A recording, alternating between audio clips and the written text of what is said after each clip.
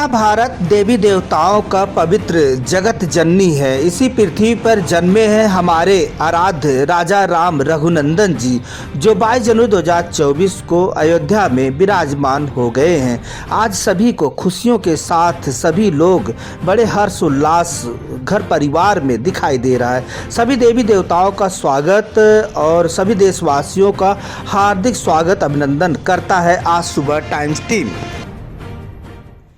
अयोध्या धाम में नमस्कार, मैं हूं लालचंद सोनी। आज सुबह टाइम्स में आप सभी का स्वागत है। आओ चलें अयोध्या धाम, प्रभु श्री राम जी की सुंदर नगरी। अयोध्या धाम में प्रभु श्री राम जी की तीर्थ स्थल पर 22 जनवरी 2024 प्रभु श्री राम जी का प्राण प्रतिष्ठा विग्रह में विराजमान होते ही अवध नगरी में खुशियां ही खुशियां और बाहर आ गई। वहीं पर आपको बता दूं कि अयोध्या नगरी में लगभग जो है श्री राम जी की नगरी में 4 से 5 लाख भक्त उनकी लालसा जो है बढ़ती जा रही है।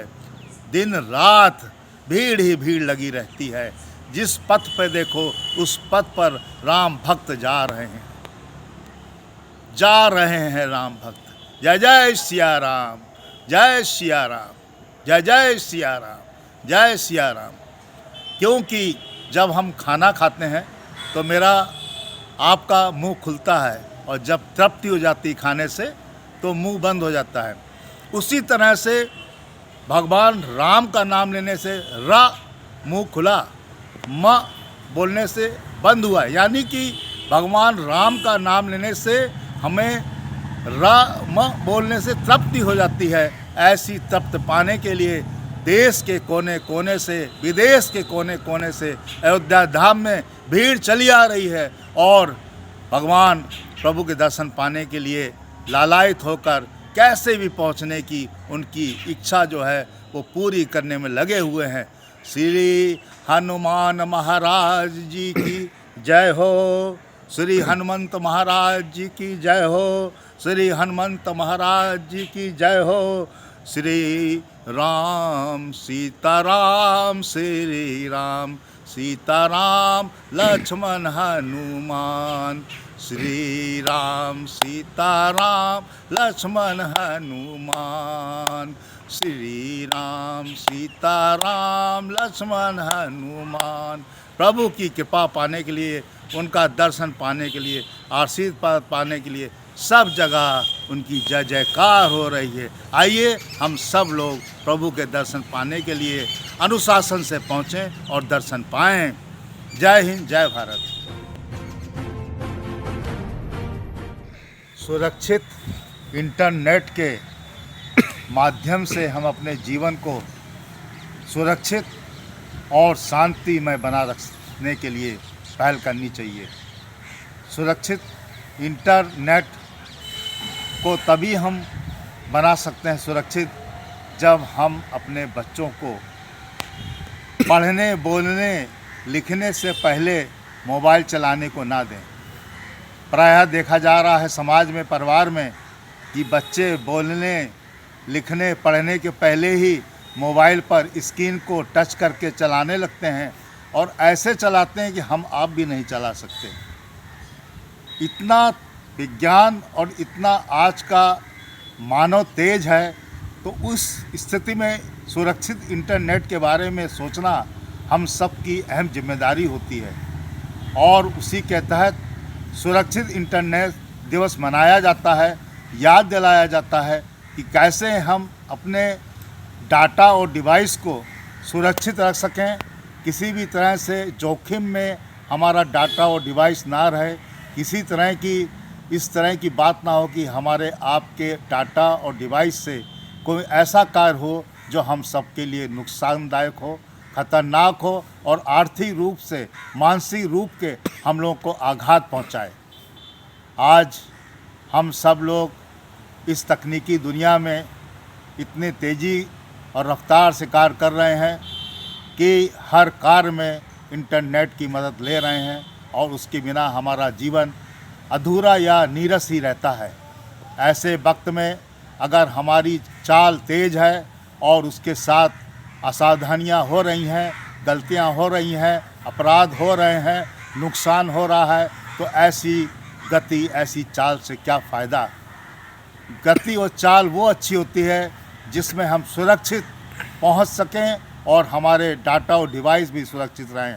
आइए हम लोग सुरक्षित इंटरनेट दिवस को अपने ऐसे कार्यों से इसको सुरक्षित बनाने में लगाएं जो इसमें आवश्यक दिशा निर्देश दिए गए हैं हमारे इंटरनेट के बारे में। आप सब लोग जानकार हैं, आप सब लोग रोज़ न्यूज़पेपर में, अखबारों में, पेपरों में पढ़ते हैं कि समाज में, परिवार में कैसी कैसी गतिविधियां इंटरनेट से संबंधित हो रही हैं।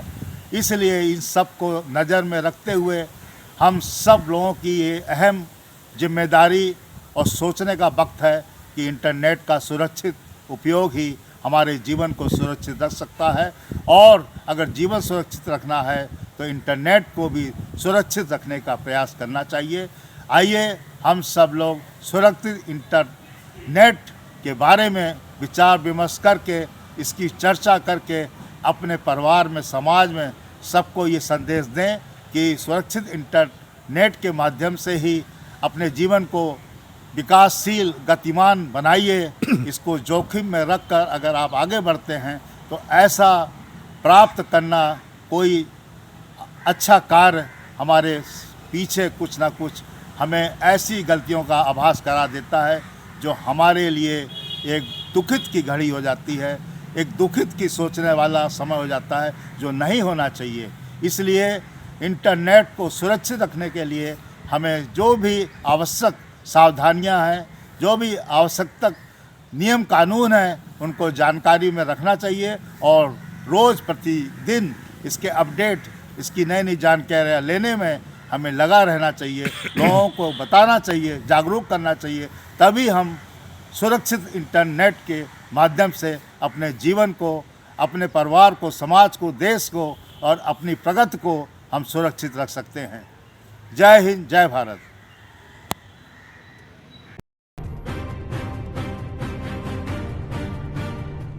माघ महीना शुरू, और ऐसे में भारतवर्ष की जितनी पवित्र नदियां हैं उनमें हमारे भक्त लोग सुबह सुबह स्नान कर रहे हैं, पुण्य कमा रहे हैं और ब्रह्म मुहूर्त में स्नान करके अपने मानव जीवन को स्वस्थ बना रहे हैं, देश को स्वस्थ बना रहे हैं, एक आध्यात्मिक ऊर्जा का प्रवाह कर रहे हैं। मगर इन पवित्र नदियों में स्नान करने के साथ ही साथ हमें इनकी स्वच्छता, पवित्रता और आसपास साफ सफाई के बारे में बहुत ही ज़्यादा ध्यान रखना है, क्योंकि बहुत से भक्त लोग इसमें स्नान के साथ साथ ऐसे कार्य करते हैं जो कि हमारी नदियों के साथ एक तरह का अन्याय होता है। पवित्र नदियों में स्नान करके अपने जीवन को धन्य बनाना और लोगों को स्वच्छ जल देकर स्नान करने के लिए आमंत्रित करना, ये हमारे स्वच्छ जल नदियों का ही एक पवित्र जल होता है जो लोगों को खींचकर स्नान के लिए बुला लेता है और लोग स्नान करते हैं। वास्तव में ऐसे पूर्ण पवित्र महीने, माघ महीने में देश के हर पवित्र नदियों में सुबह भीड़ ही भीड़ रहती है, दिन भर भीड़ ही भीड़ रहती है, क्योंकि हर व्यक्ति इस महीने में अपने को पवित्र करना चाहता है। आइए हम सब लोग पवित्र नदी में स्नान करने के साथ साथ उसकी स्वच्छता, पवित्रता और जो घाट हैं उनमें साफ सफाई रखने की बात ध्यान में रखें, जागरूक करें। कोई ऐसी फूल पत्ती या अन्य कोई ऐसा गंदगी का पदार्थ या चीज़ें ना वहाँ फेंकें। खाने पीने के कोई भी रैपर या खाने पीने का कोई भी दोना, पत्तल, कुल्हड़ आदि ना फेंकें, जिससे वहाँ घाटों के आसपास गंदगी हो और हमारे भक्तों को परेशानी हो।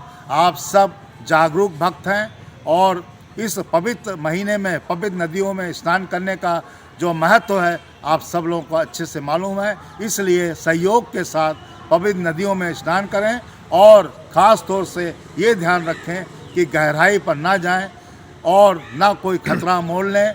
जैसा कि वहाँ के स्थानीय प्रशासन ने या घाट पर जो चेतावनी लिखी है उसको ध्यान में रखते हुए स्नान करें, अपने को स्वस्थ और स्वच्छ और साथ ही साथ सुरक्षित रखने की बात को अमल में लाएं, क्योंकि हम अपने परिवार के, समाज के, देश के बहुत ही मूल्यकारी व्यक्ति हैं। हमारा एक अमूल्य योगदान रहता है परिवार में, समाज में, देश में।